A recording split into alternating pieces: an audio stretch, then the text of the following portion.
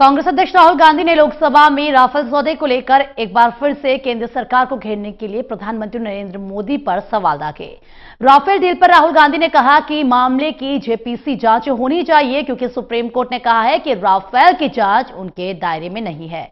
Court ने deal की JPC जांच से इंकार नहीं किया है। राहुल ने कहा कि आज पूरा देश नरेंद्र मोदी पर उंगली उठा रहा है। राहुल गांधी ने केंद्र सरकार से पूछा कि क्या यूपी कार्यकाल में 126 राफेल विमान खरीदने की डील हो रही थी, लेकिन मोदी सरकार ने महज 36 राफेल विमान खरीदे हैं। लिहाजा पहले सवाल के तौर पर राहुल गांधी ने कहा कि सरकार बताए कि खरीदे जाने वाले विमानों की संख्या में बदलाव क्यों किया गया है। राहुल गांधी ने कहा कि पूर्व रक्षा मंत्री ने सबके सामने बोला कि राफेल की फाइलें मेरे पास पड़ी हुई हैं। इसके अलावा प्रधानमंत्री की ओर से भी राफेल की फाइलिंग में दखल दिया गया है। यह बात रक्षा मंत्रालय की ओर से कही गई थी। उन्होंने कहा कि अगर पुराने करार के मुताबिक राफेल डील होती तो HAL में हवाई जहाज बनते और लाखों युवाओं को रोजगार मिलता, लेकिन प्रधानमंत्री ने अपने दोस्त अनिल अंबानी को यह डील दी है। वहीं वित्त मंत्री अरुण जेटली ने कहा कि देश का दुर्भाग्य है कि सबसे पुरानी पार्टी के नेता को राफेल जेट विमान के बारे में कुछ पता ही नहीं है। देश के कुछ परिवारों में को पैसे का गणित समझ आता है, उनका देश की सुरक्षा से कोई ताल्लुक नहीं है। उन्होंने कहा कि कई बोफोर्स और हेराल्ड में कांग्रेस ने साजिश रची थी। रक्षा सौदों के साजिशकर्ता आज हमारे ऊपर आरोप लगा रहे हैं। जेटली ने कहा कि राफेल विमान देश की जरूरत है ताकि सेना को मजबूती मिल सके।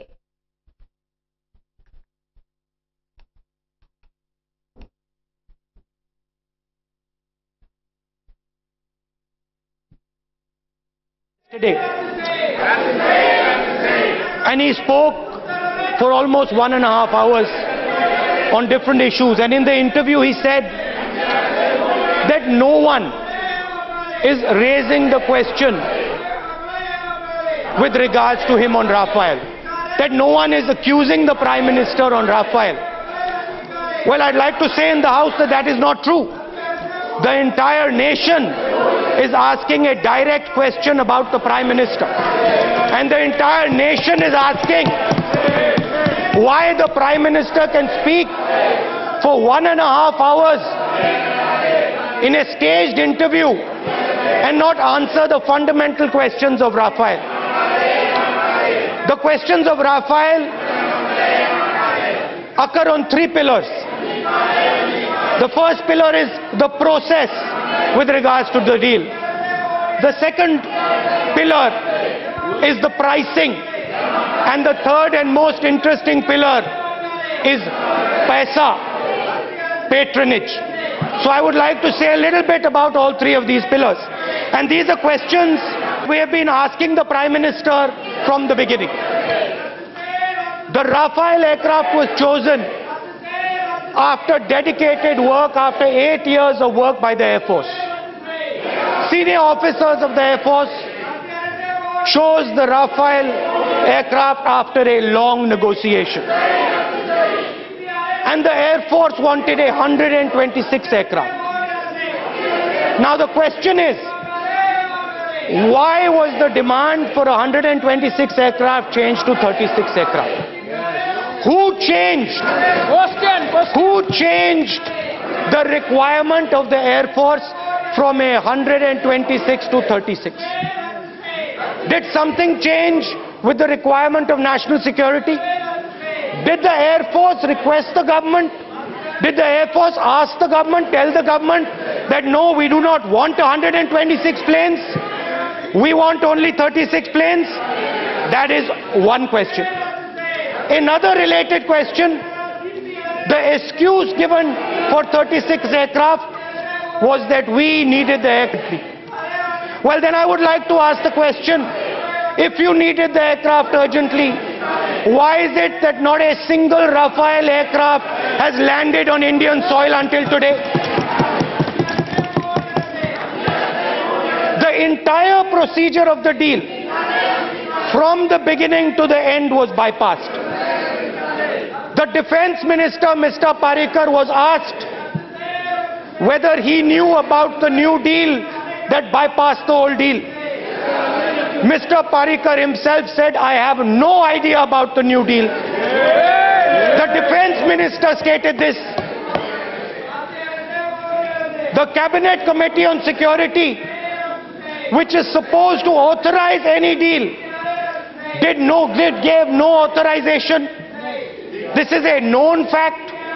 It has come out in a large number of newspapers, but the Prime Minister does not have a comment. So, the last time the honorable member spoke about Rafale, he lied before the whole nation by concocting a conversation between him and the French president. The French government contradicted it. Today, he wants to rely on a recording which is false and fabricated. Let him authenticate it, place it on the table of the House and open himself for an action of privilege. There is no such procedure that he can play a tape. He has to authenticate it, take a responsibility and face an expulsion from the House under a privileged motion if it is found to be. Because it is false, he refuses to authenticate it. This man lies repeatedly. He lies 5 times a day. ये झूठ है, इसलिए आप authenticate नहीं करना चाहते. आप authenticate करिए. अगर आप मानते हैं ये सच है तो ऑथेंटिकेट करिए. आप डरते हैं कि ये झूठ है, इसलिए आप ऑथेंटिकेट नहीं कर रहे. तो इन सोहराबुद्दीन मामले में सीबीआई के विशेष कोर्ट के फैसले को मुख्यमंत्री योगी आदित्यनाथ ने स्वागत किया है. लखनऊ में 5 कालिदास स्थित सरकारी आवास में बुलाई गई प्रेस वार्ता में मुख्यमंत्री योगी ने कहा कि जिस तरीके से कोर्ट से सभी को बरी किया गया है उससे कांग्रेस के झूठ का पर्दाफाश हुआ है. मुख्यमंत्री ने कांग्रेस को एक बार फिर से देश की जनता से माफी मांगने की बात भी कही है. इसके साथ ही मुख्यमंत्री योगी ने कांग्रेस द्वारा राफेल मुद्दे पर जारी ऑडियो को उसके षड्यंत्र का हिस्सा बताया और कहा कि कांग्रेस के साजिशों का परत दर परत खुलासा हो रहा है.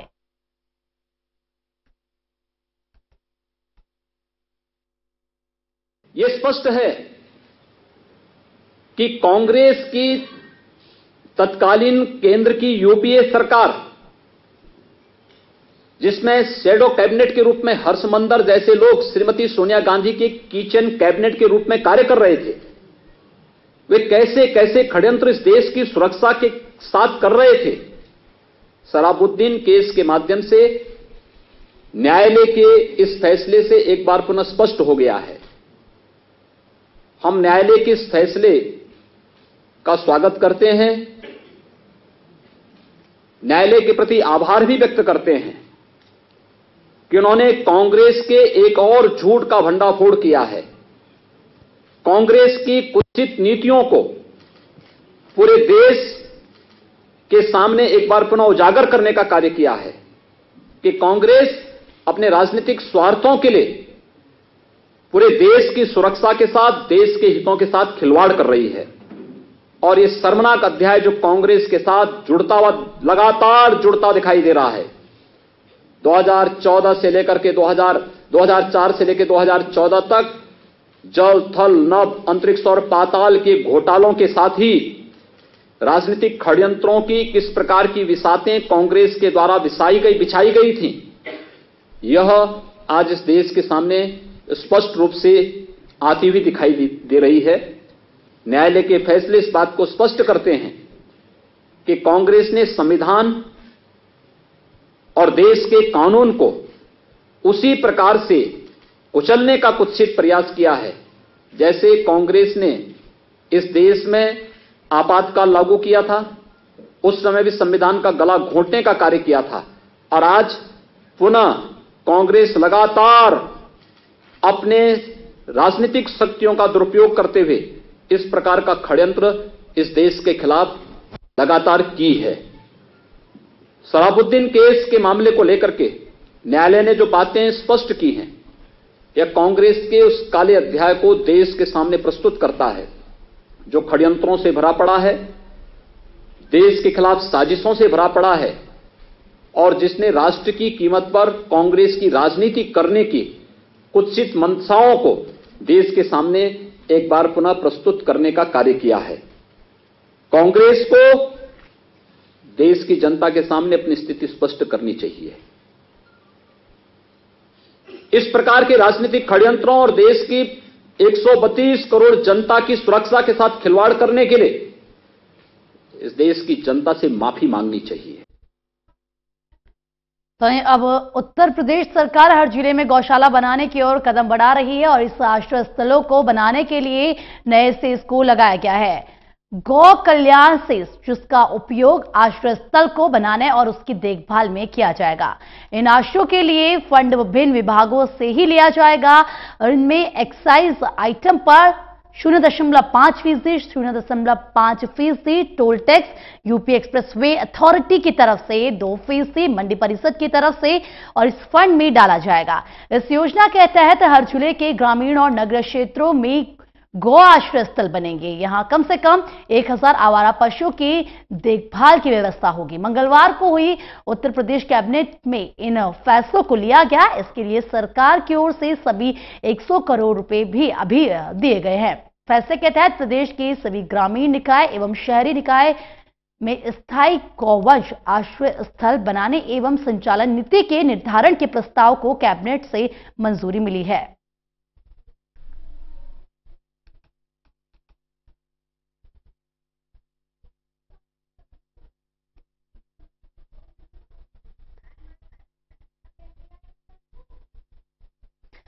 तो चलिए बात अब मध्य प्रदेश की करते हैं। आपको बता दें कि मध्य प्रदेश के मुख्यमंत्री कमलनाथ ने पूर्व मुख्यमंत्री शिवराज सिंह चौहान का एक आदेश पलट दिया है। कमलनाथ ने हर महीने की 1 तारीख को मंत्रालय में गाए जाने वाले वंदे मातरम को बंद करने का फैसला लिया है। सूबे के शिवराज सरकार ने इस परंपरा की शुरुआत की थी। कमलनाथ के फैसले ने सूबे की सियासत को गर्म कर दिया है। बुधवार को नाराज बीजेपी कार्यकर्ताओं ने सचिवालय के बाहर विरोध प्रदर्शन किया। कमलनाथ ने कहा कि वो इस पर कुछ नया करना चाहते हैं। बीजेपी वंदे मातरम के नाम पर केवल राजनीति करती है। मैं वंदे मातरम का नया रूप दे रहा हूँ, गाने का है जी सर। जी सर, तो वंदे मातरम पर राजनीति हुए जी जी, इसे मैं गलत मानता हूँ जी जी, कि इस पर ही वंदे मातरम पर राजनीति कर रहे हैं, कभी मंदिर पर राजनीति कर रहे हैं जी सर। ये राजनीति की मैं सख्त निंदा करता हूँ। वंदे मातरम का मैं एक नया रूप दूंगा जी, और वो आज कल में घोषित करूंगा। देखिए बात, स्वागत है आपका। तो वहीं कैबिनेट की मीटिंग के बाद और संसद में जिस तरीके से हंगामा हुआ राफेल को लेकर, उसको लेकर राजनाथ सिंह इस वक्त क्या कुछ कह रहे हैं, ये सुनते हैं। अब तक असम एकॉर्ड कितना लागू हुआ है, जो कुछ भी थोड़ा बहुत यदि हुआ है तो उसका प्रभाव कितना रहा है। सभी स्टेक होल्डर से डिस्कशन करके असम लेजिस्लेटिव असेंबली में रिजर्वेशन के लिए क्वांटम के बारे में भी ये रिकमेंडेशंस करेगी कि यदि हम असेंबली में रिजर्वेशन करना चाहते हैं तो कितना रिकमेंडेशन किया जाना चाहिए, किसको रिजर्वेशन में रिप्रेजेंटेशन मिलना चाहिए। यह कमेटी असमिया और असम की अन्य इंडिजिनस लैंग्वेजेस को प्रोटेक्ट करने के लिए रिक्वायर्ड मेजर्स क्या हो सकते हैं, साथ ही असम गवर्नमेंट के अंतर्गत आने वाले एम्प्लॉयमेंट में रिजर्वेशन का क्वांटम क्या होना चाहिए, और असम के लोगों की आइडेंटिटी और हेरिटेज को प्रोटेक्ट, प्रिजर्व और प्रमोट करने के लिए क्या मेजर्स और लिए जाने चाहिए, यानी रिक्वायर्ड मेजर्स क्या हैं, इसके बारे में भी असेसमेंट करेगी। इस कमेटी के कंपोजिशन और टर्म्स ऑफ रेफरेंस क्या होंगे, इस संबंध में मिनिस्ट्री ऑफ होम अफेयर्स जल्दी ही यह फैसला करेगी और इसे हम अलग से जारी करेंगे। तय कर लिया है लेकिन इसको जल्दी से ही जारी करेंगे। इसके अलावा 2003 में government of India, government of Assam और बोडो लिबरेशन टाइगर्स के बीच एक मेमोरेंडम ऑफ सेटलमेंट भी साइन किया गया था और इसके तहत कॉन्स्टिट्यूशन के 6 शेड्यूल के अंतर्गत बोडो टेरिटोरियल काउंसिल भी इस्टेब्लिश की गई थी।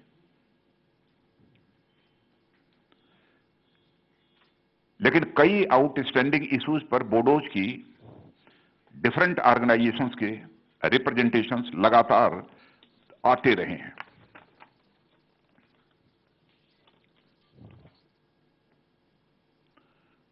बोडो कमेटीज के इश्यूज के मामले में भी कैबिनेट ने आज कई इंपॉर्टेंट डिसीजंस किए हैं। First, culture ministry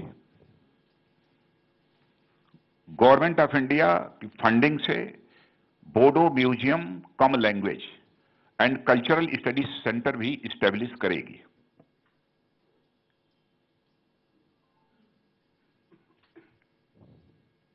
second, information and broadcasting ministry Kokrajhar में existing All India Radio station को मॉडर्नाइज और अपग्रेड करेगी।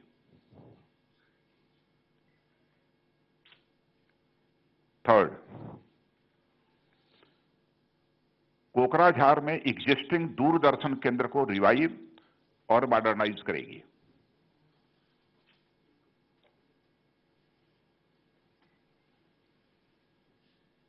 Fourth, Bodo territorial autonomous district से पास होने वाली एक सुपर फास्ट ट्रेन को एरोनाई एक्सप्रेस नाम दिया जाएगा। ARONAI। एरोनाई का मतलब लाइफ लाइन होता है।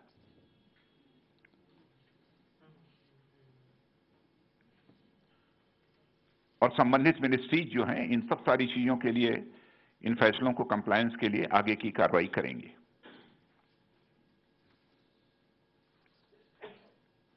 स्टेट गवर्नमेंट भी लैंड पॉलिसी और लैंड लॉज से संबंधित मामलों में नेसेसरी मेजर्स लेगी और साथ ही इंडिजिनस कम्युनिटीज के कस्टम्स, ट्रेडिशंस और लैंग्वेजेस पर रिसर्च और डॉक्यूमेंटेशन के लिए इंस्टीट्यूशन स्थापित करने पर भी जो भी आवश्यक होगा वह कार्रवाई करेगी।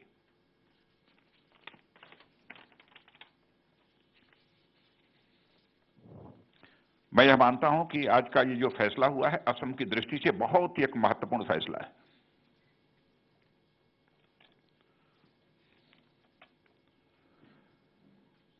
और हम लोगों ने, जो मैंने कहा ना कि इस असम एकॉर्ड को प्रभावी तरीके से इंप्लीमेंट करने का सिलसिला प्रारंभ किया, तो इसलिए कहा कि असम एकॉर्ड को इंप्लीमेंट करने के लिए ही सिटीजनशिप एक्ट में 1985 में अमेंडमेंट किया गया था और इसके अनुसार जो इलीगल माइग्रेंट्स थे उनको डिटेक्ट करना था और डिपोर्ट करना था। और उसी के अनुसार सिटीजनशिप रूल्स में 2009 में भी संशोधन करके एनआरसी के अपडेशन की प्रक्रिया भी निर्धारित की गई। और यह काम बहुत धीमी गति से चल रहा था। और इधर आप लोगों ने देखा होगा कि एनआरसी का ड्राफ्ट तो तैयार हो गया था, ये 31 दिसंबर। हाँ, क्लेम्स एंड ऑब्जेक्शन फाइल करने की तो 31 दिसंबर ये लास्ट डेट थी, लेकिन ड्राफ्ट कब फाइनल किया था? नहीं, ये 30 जुलाई को पब्लिश किया था।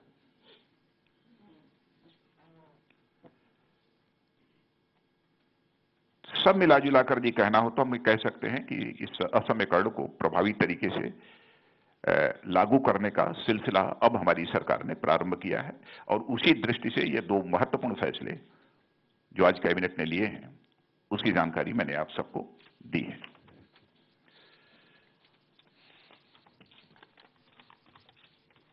आदरणीय राजनाथ जी, तो यहीं पर आप सुन रहे थे राजनाथ सिंह को किस तरीके से एनआरसी को लेकर वो यहाँ पर कह रहे थे, जो उनकी स्ट्रैटेजी है उसको लेकर इस वक्त प्रेस कॉन्फ्रेंस वो कर रहे थे। और साथ ही तमाम मुद्दे थे जिनको लेकर भी उन्होंने यहाँ पर अपना बयान रखा। आगे बढ़ते हैं, आपको बता दें कि वहीं मामले को लेकर मध्य प्रदेश की पूर्व मुख्यमंत्री शिवराज सिंह चौहान ने ट्वीट किया है। ये मामला वही है जिस तरीके से वंदे मातरम को लेकर सियासत गर्मा गई है, उसको लेकर उन्होंने अपने ट्विटर वॉल पर लिखा है कि अगर कांग्रेस को राष्ट्रगीत के शब्द नहीं आते हैं या फिर राष्ट्रगीत के गायन में शर्म आती है तो मुझे बता दें। हर महीने की 1 तारीख को वल्लभ भवन के प्रांगण में जनता के साथ वंदे मातरम मैं गाऊंगा। मैं और प्रदेश के समस्त विधायक विधानसभा सत्र के पहले दिन 7 जनवरी 2019 को सुबह 10 बजे वल्लभ भवन के प्रांगण में वंदे मातरम का गान करेंगे। इस मुहिम से जुड़ते हेतु आप सभी का स्वागत है।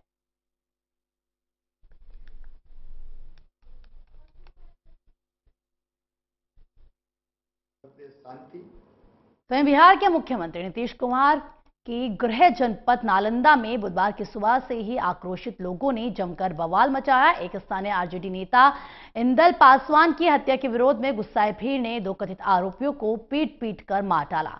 दरअसल नालंदा के दीपनगर थाना अंतर्गत मागरासराय गांव में बेखौफ बदमाशों ने मंगलवार की रात आरजेडी नेता इंदल पासवान की हत्या कर दी थी। हमले के वक्त वह एक श्राद्ध कर्म से वापस आ रहा था और आरजेडी नेता की हत्या की जानकारी जब लोगों को आज सुबह लगी तो वह आक्रोशित हो गए और जमकर इलाके में बवाल मचाया। गुस्साए भीड़ ने सबसे पहले इंदल पासवान की हत्या में कथित आरोपी नरेश चौधरी और चुन्नीलाल के घर पर हमला बोल दिया और फिर उसे आग के हवाले कर दिया। इसके बाद भीड़ ने 2 अन्य कथित आरोपी राजकुमार मालाकार और रंजन के घर पर भी हमला कर दिया और उसके बाद उन दोनों की पीट कर हत्या कर दी। इस दौरान हालात पर काबू पाने के लिए पुलिस बल मौजूद थी, मगर उनकी मौजूदगी में भी भीड़ ने दोनों कथित आरोपियों की पीट कर हत्या कर दी। फिलहाल इस पूरे मामले में पुलिस ने प्राथमिकी दर्ज कर ली है और पूरे इलाके में छापेमारी की जा रही है ताकि आरोपियों को जल्द गिरफ्तार किया जा सके। एक मागरासराय नाम पर एक गाँव है, वहाँ पे एक इंदल पासवान की हत्या कर दी, गोली लग के हत्या की। पहले प्रथम जिस तरह से लग रहा है आपसी रंजिश के कारण जो इसकी हत्या हुई है और अभी कुछ खुलासा नहीं हो पा रहा है, लेकिन जानकारी और गुप्तचर लगा के सब बाद में पता चलेगा कि क्या मामला है। अभी तो सैकड़ों वर्ष पुरानी परंपरा तोड़ते हुए और तमाम विरोध के बाद केरल के सबरीमाला मंदिर में 40 वर्ष से कम उम्र की 2 महिलाओं ने आज सुबह मंदिर में प्रवेश किया और भगवान के दर्शन किए। मंदिर में प्रवेश करने वाली महिलाओं का नाम बिंदु, अमीनी और कनक दुर्गा है।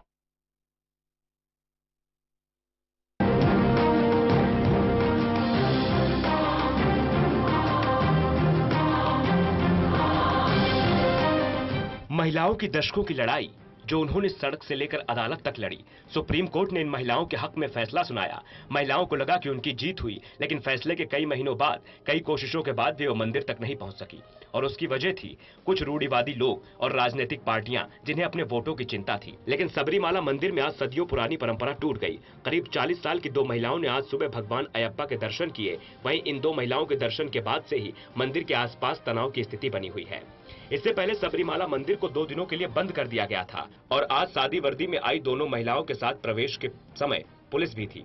इन्होंने आधी रात में ही पहाड़ी की चढ़ाई की। सुबह 3:45 बजे इन दोनों महिलाओं ने मंदिर की सीढ़ियां चढ़नी शुरू की, दर्शन किए और चुपचाप सबरीमाला से निकल गई। मंदिर में प्रवेश करने वाली महिलाएं बिंदु और कनक दुर्गा नाम की 2 महिलाओं ने भगवान अयप्पा के दर्शन किए। ये महिलाएं उसी आयु वर्ग की हैं जिस पर अब तक प्रतिबंध लगा हुआ था। हालांकि सर्वोच्च न्यायालय ने 10 से 50 आयु वर्ग की महिलाओं के मंदिर में प्रवेश करने पर लगी रोक को हटा दिया है, लेकिन इसके बावजूद कुछ संगठनों द्वारा न्यायालय के इस फैसले का विरोध किया जा रहा। वहीं राज्य के मुख्यमंत्री पिनरई विजयन इस बात की पुष्टि की थी। उन्होंने बताया था कि सरकार ने पुलिस को निर्देश दिए थे कि जो भी महिला मंदिर में प्रवेश चाहती है उसे पूरी सुरक्षा दी जाए। बहरहाल जो भी हो और सबरीमाला मंदिर में महज 2 ही महिलाओं ने प्रवेश किया हो, लेकिन ये जीत बहुत बड़ी है। दरअसल अब ये मामला आस्था का रहा ही नहीं। ये लड़ाई अब महिलाओं के हक की लड़ाई बन चुकी है, उनकी बराबरी की लड़ाई बन चुकी है और महिलाओं के मंदिर में जाने के बाद उसका शुद्धिकरण करना रूढ़िवादी सोच का ही प्रदर्शन है जो अब हो रहा है। लेकिन विरोध करने वालों को यह समझना होगा कि किस तरह का शुद्धिकरण आपकी रूढ़िवादी मानसिकता को और उभार कर सामने ला रहा है। National desk, total news.